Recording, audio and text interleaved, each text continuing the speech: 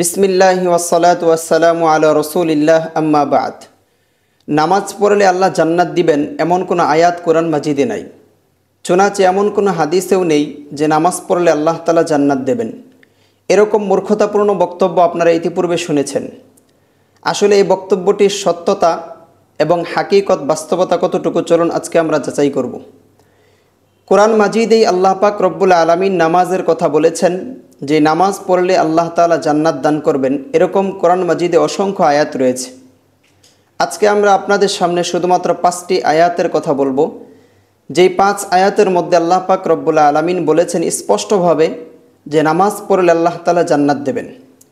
1 নম্বর দলিল সূরাতুল বাকারার আয়াত নম্বর 3 আল্লাহ তাআলা বলেন, আল্লাযীনা ইউমিনুনা বিল গায়বি ওয়া ইউকিমুনাস সালাতা ওয়া মিম্মা রাযাকনাহুম ইউনফিকুন ওয়াল্লাযীনা ইউমিনুনা বিমা উনজিলা ইলাইকা ওয়া মা উনজিলা মিন ক্বাবলিক ওয়া বিল আখিরাতি হুম ইউকিনুন উলাইকা আলা হুদাম মির রাব্বিহিম ওয়া উলাইকা হুমুল মুফলিহুন।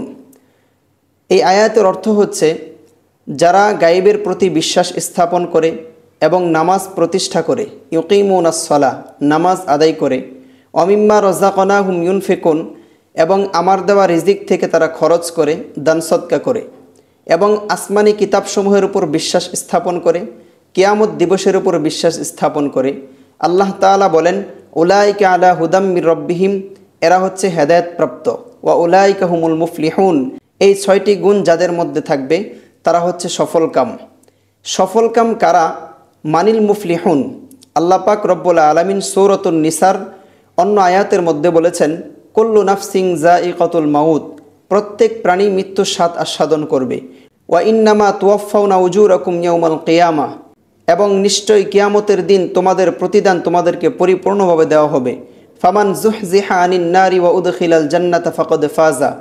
আল্লাহ তাআলা বলেন, অতঃপর যাদেরকে জাহান্নাম থেকে দূরে রাখা হবে এবং জান্নাতের মধ্যে প্রবেশ করানো হবে তারাই হবে সফলকাম।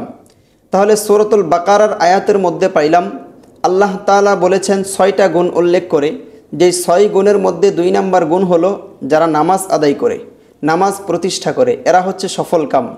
আর সফলকাম কারা? আল্লাহ পাক রব্বুল আলামিন অন্য আয়াতে বলতেছেন, যাদেরকে জাহান্নাম থেকে দূরে রাখা হলো এবং জান্নাতে প্রবেশ করানো হলো তারাই হচ্ছে সফলকাম। তাহলে বোঝা গেল যারা নামাজ পড়বে তারা সফল হবে, আর যারা সফল হবে তারা জান্নাতের মধ্যে প্রবেশ করবে। আয়াত দ্বারা স্পষ্ট হয়ে গেল নামাজ আদায় করলে আল্লাহ পাক রব্বুল আলামিন জান্নাতে দেবেন। 2 নম্বর দলিল সূরাতুল মুমিনুনের শুরুতে আল্লাহ পাক রব্বুল আলামিন বলেছেন, কদ আফলাহাল মুমিনুন, মুমিনরা সফলকাম হয়েছে। আল্লাযীনা হুম ফি সালাতিহিম খাশিউন, যারা নিজেদের নামাজে খুশু-খুজু অবলম্বনকারী, অর্থাৎ নামাজটা খুশু-খুজু অবলম্বন করে আদায় করে এমন ব্যক্তিরা সফলকাম। এখানে আল্লাহ পাক রব্বুল আলামিন মুমিনদের অনেকগুলো গুণের কথা বলেছেন। অনেকগুলো গুণের কথা বলে শেষের দিকে বলতেছেন 9 নম্বর আয়াতে, ওয়াল্লাযীনা হুম আলা সালাতিহিম ইউহাফিজুন, যারা নিজেদের নামাজকে সযত্নে আদায় করে, যারা নিজেদের নামাজকে সযত্নে আদায় করে, আল্লাহ বলেন উলাইকা হুমুল ওয়ারিসুন, এরা হচ্ছে উত্তরসূরি। কিসের? আল্লাযীনা ইয়ারিসুন আল ফিরদাউস হুম ফিহা খালিদুন, এরা হচ্ছে জান্নাতুল ফিরদাউসের উত্তরসূরি, যেখানে তারা চিরস্থায়ী থাকবে। আয়াতে স্পষ্টভাবে বলা হয়েছে যারা সযত্নে নামাজ আদায় করবে এবং পাশাপাশি আরও অনেকগুলো গুণ থাকবে, আল্লাহ তাআলা তাদেরকে জান্নাতুল ফিরদাউসের উত্তরাধিকারী বানাবেন। এই আয়াতের মধ্যে বিন্দু পরিমাণ অস্পষ্টতা নেই যে নামাজ আদায় করলে আল্লাহ তাআলা জান্নাত দেবেন। 3 নম্বর দলিল সূরাতুল মাআরিজের 34 এবং 35 নম্বর আয়াতে আল্লাহ তাআলা বলেছেন, ওয়াল্লাযীনা হুম আলা সালাতিহিম ইউহাফিজুন উলাইকা ফি জান্নাতিম মুকরামুন। এই আয়াতটা একেবারে স্পষ্ট। আল্লাহ বলেন যারা নিজেদের নামাজকে সযত্নে আদায় করবে, নিজেদের নামাজকে যারা সংরক্ষণ করবে, আল্লাহ বলেন উলাইকা ফি জান্নাতিম মুকরামুন, তারা জান্নাতের মধ্যে সম্মানিত হবে। তাহলে যারা নামাজকে সযত্নে আদায় করবে, নামাজকে হেফাজত করবে, তারা জান্নাতের মধ্যে সম্মানিত হবে। তাহলে স্পষ্ট হয়ে গেল এই আয়াতের মাধ্যমে যারা নামাজ পড়বে তারা জান্নাতে যাবে। নামাজ পড়লে যদি জান্নাতে না যাইতো তাহলে তো আল্লাহ পাক রব্বুল আলামিন এখানে ফি জান্নাতিম মুকরামুন বলতেন না। কাজেই স্পষ্ট আয়াতের দ্বারা প্রমাণিত হলো যে নামাজ পড়লে আল্লাহ তাআলা জান্নাত দেবেন। 4 নম্বর দলিল সূরাতুল আলার 12, 13, 14 এবং 15 নম্বর আয়াতে আল্লাহ তাআলা বলেন, আল্লাযী ইয়াসলান নারুল কুবরা সুম্মা লা ইয়ামুতু ফিহা ওয়া লা ইয়াহইয়া, অর্থাৎ জাহান্নামীরা জাহান্নামের মধ্যে দগ্ধ হবে, সেখানে তাদের মৃত্যুও আসবে না, সেখানে তাদের নতুন করে জীবনও আসবে না, অর্থাৎ সেখানে তারা আযাব পেতে থাকবে। এই পর্যন্ত আল্লাহ তাআলা জাহান্নামীদের কথা বলেছেন।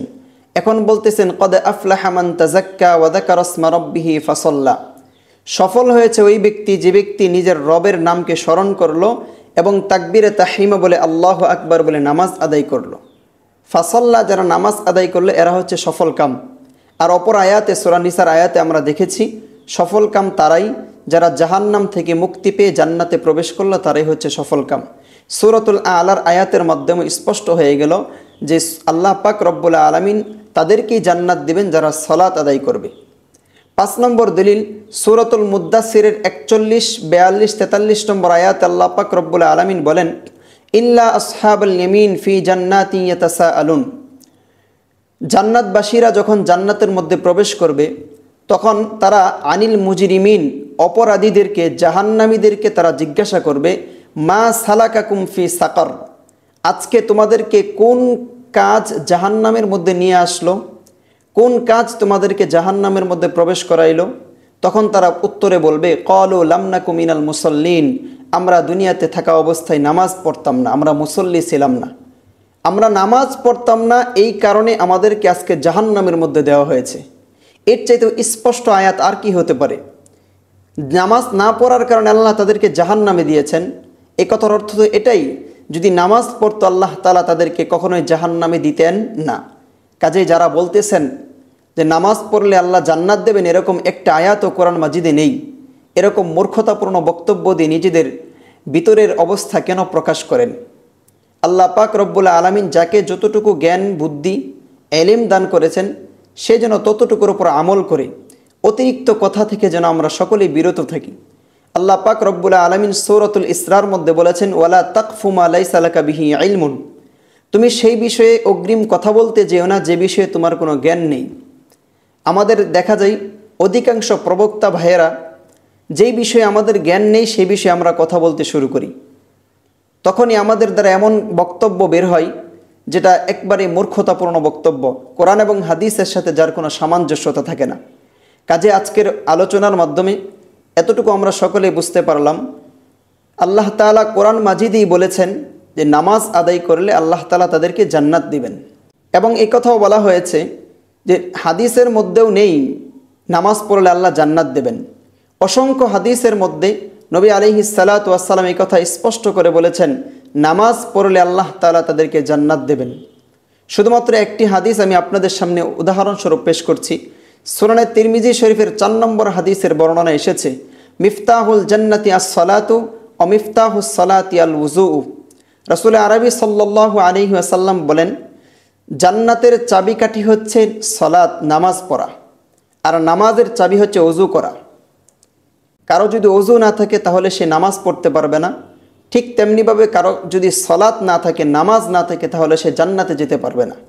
আয়াত স্পষ্ট আমাদেরকে বার্তা দিচ্ছে যে নামাজ পড়লে তার জান্নাতের ঢোকার চাবি তার অর্জন হয়ে যাবে।